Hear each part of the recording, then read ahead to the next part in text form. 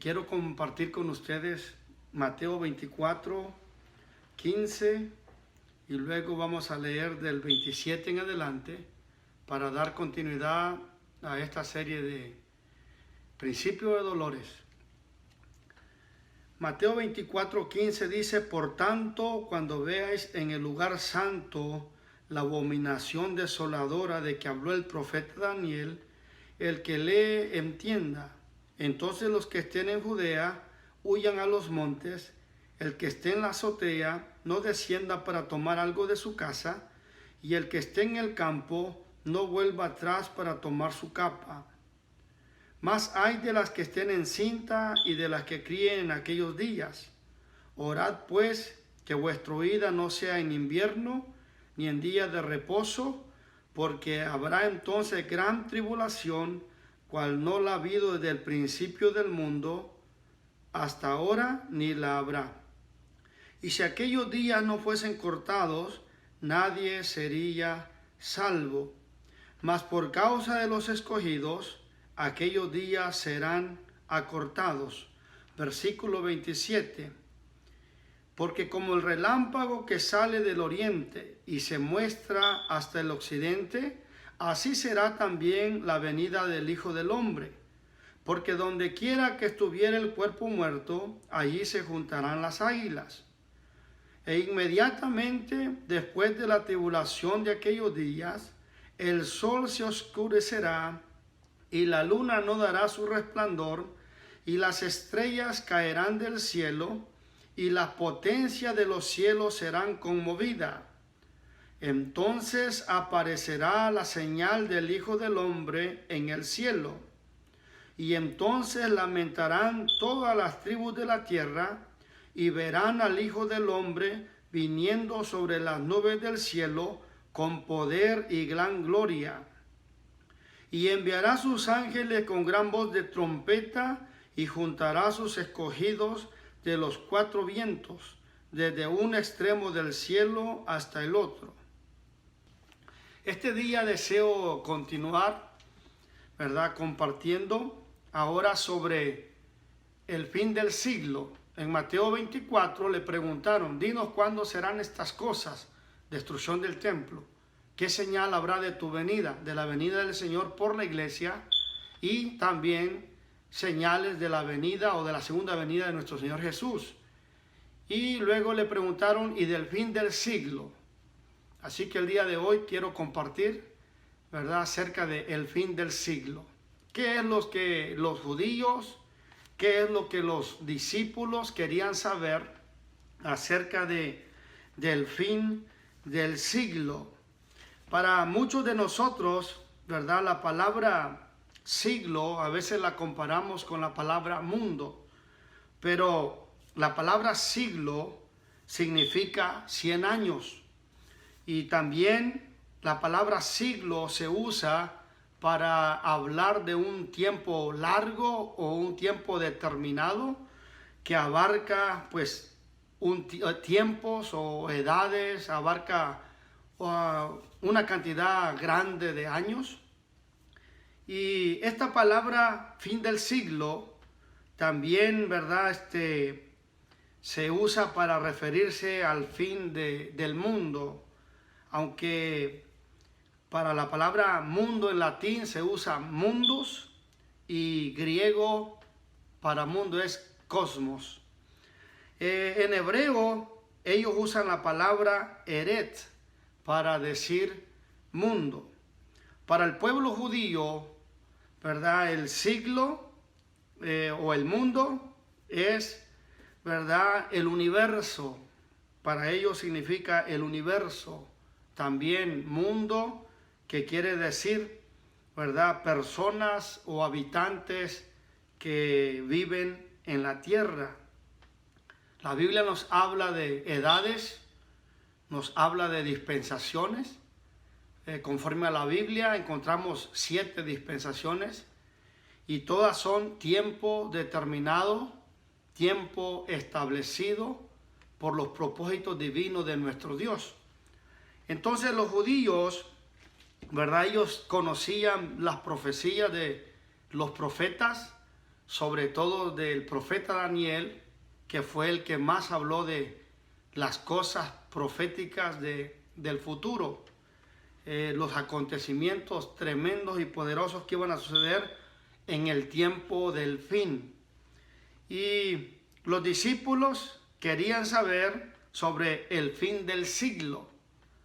Y quisiera yo explicar un poco más a lo que los discípulos del Señor se referían cuando le dijeron que querían saber qué señales habrían de su venida y del fin del siglo. Los judíos, ellos tenían, ¿verdad?, un reino prometido por Dios a través de los profetas.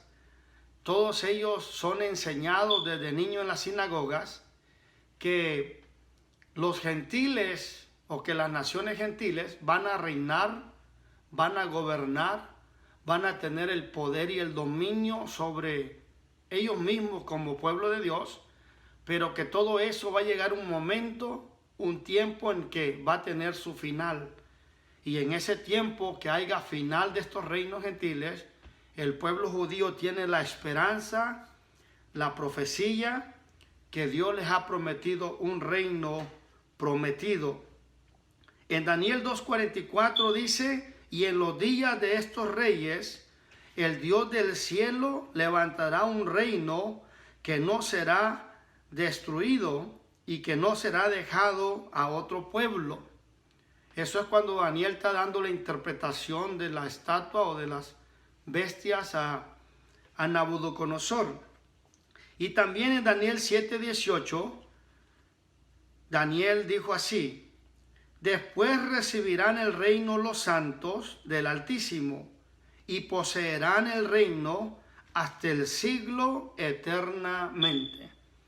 Entonces en Daniel 7:18, Daniel está diciendo en profecía que el pueblo de Israel, el pueblo judío, a su debido tiempo, ellos iban a recibir el reino y que el reino ya iba a ser de ellos hasta el siglo eternamente. En Daniel 7:27, Daniel dijo: y que el reino, dominio, majestad de los reinos debajo de todo el cielo sea dado al pueblo de los santos del Altísimo. Entonces el pueblo judío, ¿verdad?, tenía conocimiento de las profecías.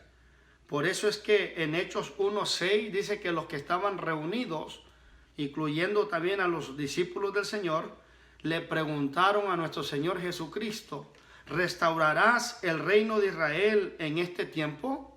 Y el Señor les contestó: no os toca a vosotros saber los tiempos o las sazones que el Padre puso en su sola potestad. Esto significa, amados hermanos, que los discípulos del Señor Jesús, la gente que anduvo siguiendo al Señor Jesús, todas las personas que anduvieron por 3 años y medio de su ministerio, ellos estaban esperando que el Señor Jesús se proclamara rey y que levantara el reino para el pueblo judío. Un reino muy anhelado, un reino muy deseado por todos los descendientes de Abraham, Isaac y Jacob, ya que por muchos años las naciones gentiles tomaron el dominio en el mundo entero.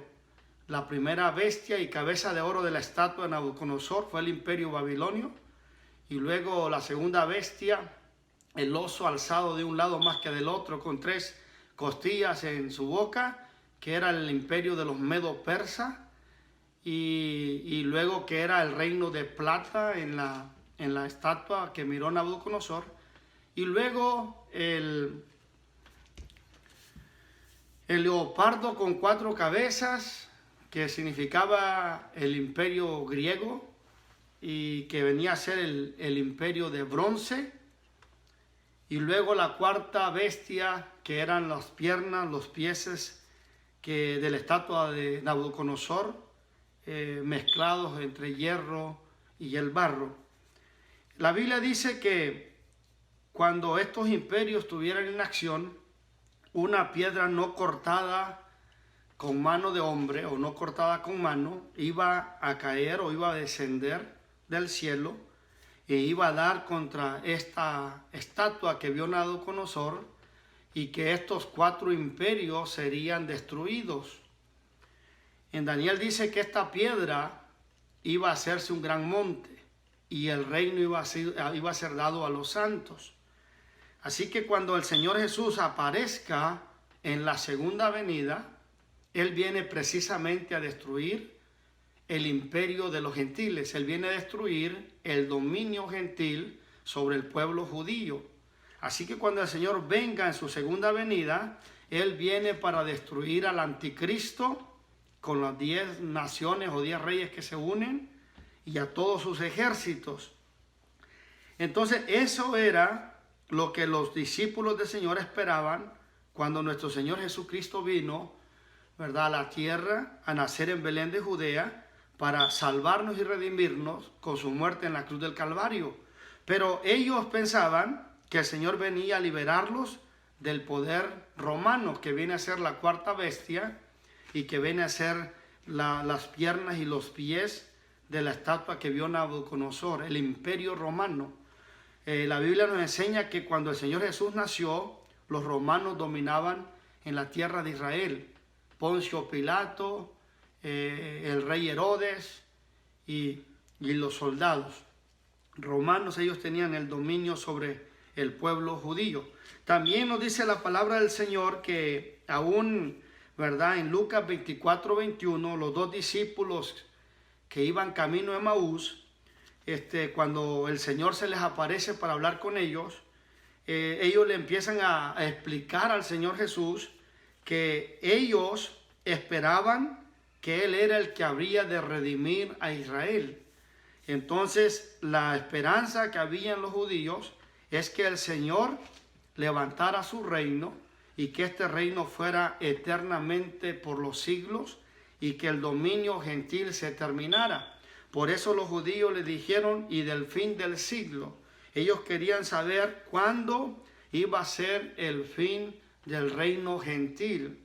En Lucas, la palabra del Señor nos enseña en Lucas 21:24, explicando el Señor este mismo acontecimiento, dice allí, hasta que el tiempo de los gentiles se cumpla. El tiempo de los gentiles, hermanos, se va a cumplir cuando el Señor venga en la segunda venida para destruir al anticristo y a sus ejércitos. Entonces, esto es lo que Mateo 24 pues nos está explicando.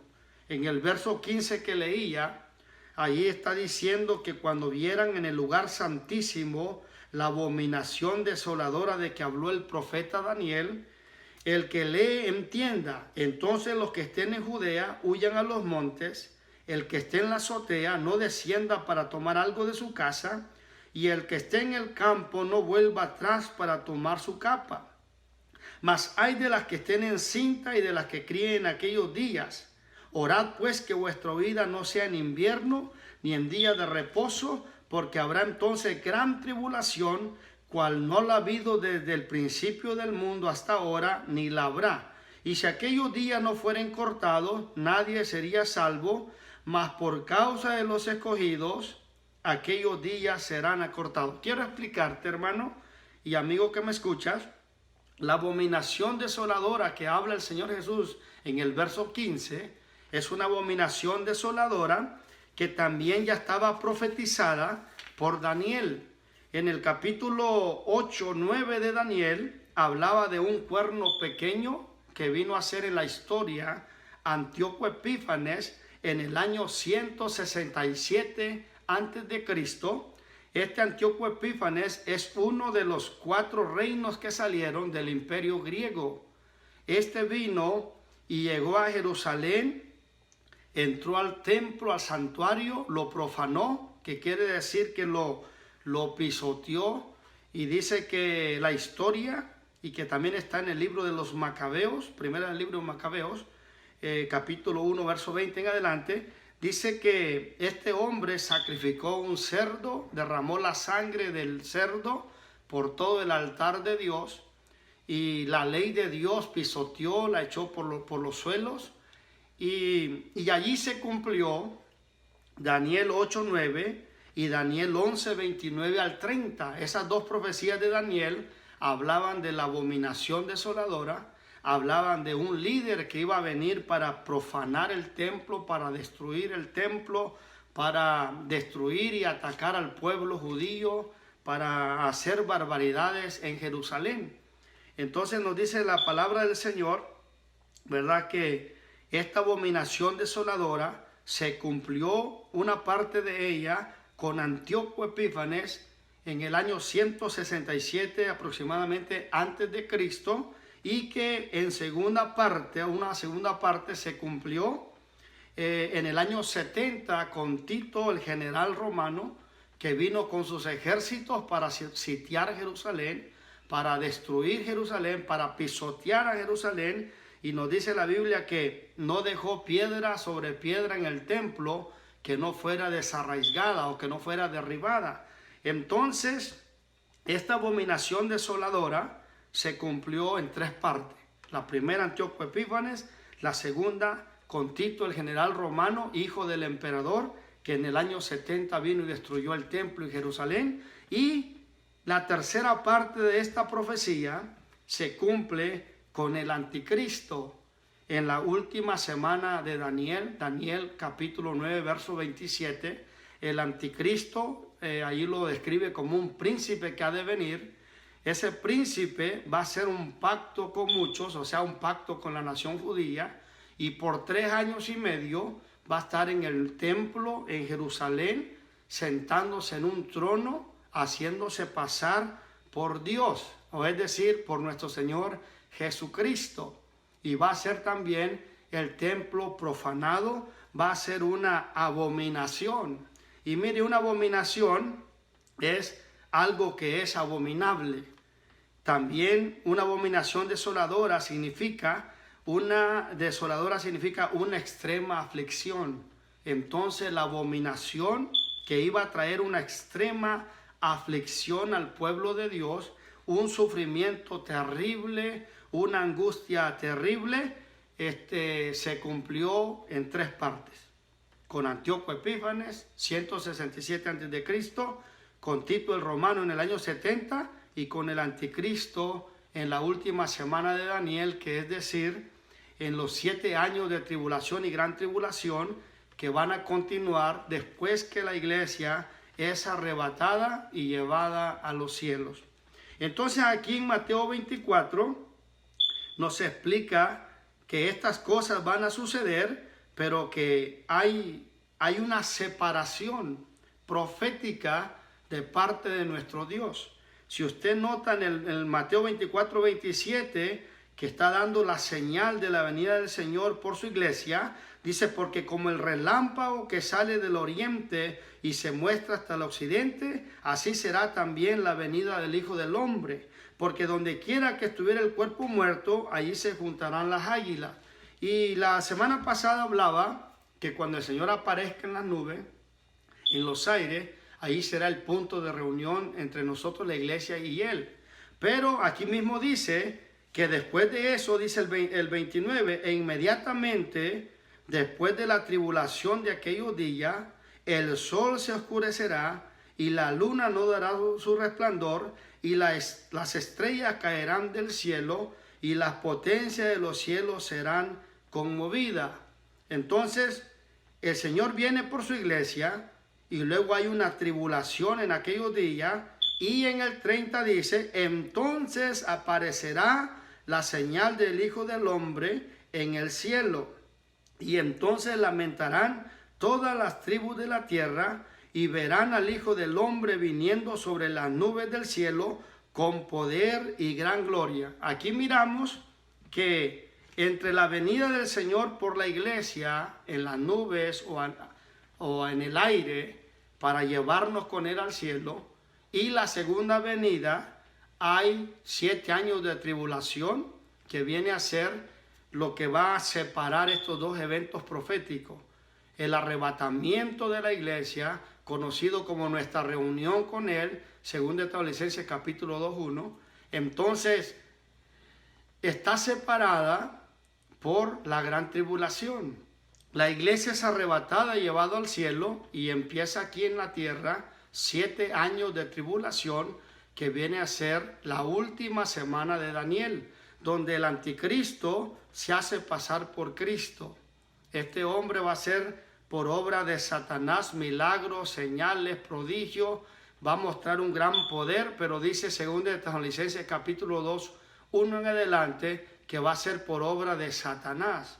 Este hombre va a engañar a los judíos y les va a hacer creer que él es el Mesías, que él es el rey prometido, que vendría para darles el reino. Ahora recuerda, este hombre va a manifestarse hasta que la iglesia sea arrebatada. Este rey va a guiar a 10 reyes que se van a unir con él y van a formar una bestia, la cuarta bestia de Daniel, que viene a ser un imperio mundial. Entonces van a dominar en el mundo y van a tratar de establecer la paz en el mundo. Estas 10 naciones van a traer cosas que van a traer mucho dolor a la humanidad. El primer sello de Daniel 6 es el anticristo, el jinete en caballo blanco. El segundo es un jinete que trae una espada y representa la guerra. Eso es lo que el anticristo va a traer a la humanidad, una guerra. 10 naciones o 10 presidentes juntos van a tratar de dominar al mundo entero y establecer la marca o el sello de la bestia. El 666 en la mano derecha o en la frente. Y van a hacer de que nadie va a poder comprar ni vender, sino el que traiga esta marca. Entonces va a ser un imperio mundial que va a dominar sobre el mundo. Entonces, amado hermano, no va a ser nada fácil que el anticristo, dominando con 10 naciones al mundo, va a engañar a los judíos haciéndoles creer que él es Cristo y que él les va a dar el reino prometido, el reino milenial que está escrito en Daniel. Entonces por 3 años y medio estará en el templo haciéndose pasar por nuestro Señor, y allí los judíos estarán ofreciendo el continuo sacrificio, el sacrificio que se sacrifica a las 6 de la mañana hasta las 6 de la tarde, y el sacrificio que se sacrifica a las 6 de la tarde y dura hasta las 6 de la mañana. 2 animales sacrificados por día, día y noche, el altar encendido. Entonces a los 3 años y medio, dice Daniel, capítulo 9, 27, que el anticristo va a hacer parar el continuo sacrificio. Ese continuo sacrificio que Antíoco Epífanes lo hizo parar, ese continuo sacrificio que Tito el Romano también lo hizo que parara cuando también atacó y destruyó a los habitantes de Jerusalén en el año 70. Entonces, con todo esto en mente, amado hermano, y en Cristo Jesús, la tribulación va a continuar después que la iglesia sea arrebatada a los cielos. Y quisiera leerte lo que dice 2 de Tesalonicenses capítulo 2 y explicarte lo que ahí dice. 2 de Tesalonicenses 2:1 dice: pero con respecto a la venida de nuestro Señor Jesucristo y nuestra reunión con Él, así se le llama el arrebatamiento, nuestra reunión con Él, que va a ser en los aires. Dice: os rogamos, hermanos, que no os dejéis mover fácilmente de vuestro modo de pensar, ni os conturbéis ni por espíritu ni por palabra, ni por carta como que si fuera nuestra, en el sentido de que el día del Señor está cerca. Nadie os engañe en ninguna manera, porque no vendrá sin que antes venga la apostasía y se manifieste el hombre de pecado, el hijo de perdición, el cual se opone y se levanta contra todo lo que se llama Dios o es objeto de culto, tanto que se sienta en el templo de Dios como Dios, haciéndose pasar por Dios. ¿No os acordáis que cuando yo estaba todavía con vosotros os decía esto? Y ahora vosotros sabéis lo que lo detiene, a fin de que a su debido tiempo se manifieste, porque ya está en acción el misterio de la iniquidad, solo que hay quien al presente lo detiene, hasta que él a su vez sea quitado. Para resumírtelo brevemente, cuando venga el arrebatamiento, el anticristo ya va a estar presente, pero no se puede manifestar hasta que lo detiene en el tiempo presente sea quitado. Eso va a ser la iglesia del Señor Jesucristo, o sea, nosotros que somos el cuerpo de Cristo y que tenemos el Espíritu Santo. Ahora ya va a estar la apostasía. ¿Qué es la apostasía? Cuando la gente deja la verdadera fe, deja la verdadera creencia y se va tras otras cosas. Entonces, antes de que el Señor venga por la iglesia, va a estar la apostasía, va a estar ya presente el anticristo, pero no se va a poder manifestar al mundo hasta que lo que a su tiempo lo detiene y sea quitado de en medio. Va a ser la iglesia del Señor. Cuando la iglesia sea arrebatada a los cielos, entonces el anticristo se manifiesta como la solución para el mundo. El anticristo con 10 naciones gobernando y reinando, trayendo guerra, trayendo hambre y trayendo muerte, va a dominar el mundo entero. Así que, amado hermano, en Mateo 24, el Señor separó los eventos. El arrebatamiento o la venida del Señor por la iglesia, la tribulación de esos días y la segunda venida, cuando el Señor va a venir y que todo ojo le verá. Cuando Él va a venir literalmente a la tierra.